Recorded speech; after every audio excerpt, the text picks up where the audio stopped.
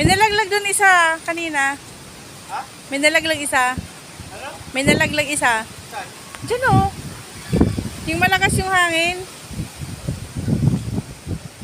Ayun o, yung puno na yon. Saan?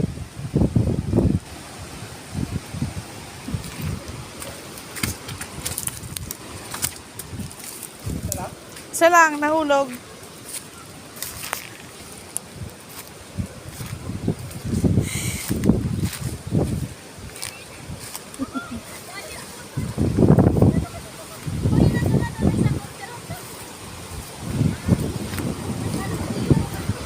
Nakatulog ito eh.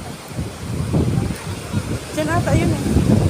Ngayon kasi ano, kung pabagsak, iwasan mo na lang ha. Kaya,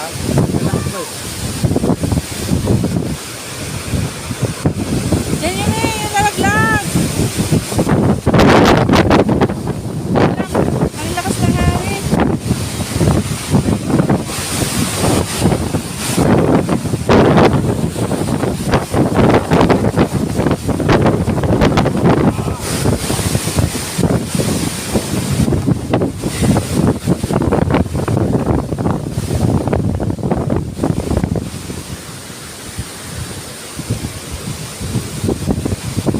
Yan yun lang, baka yan na yun yung hawak mo.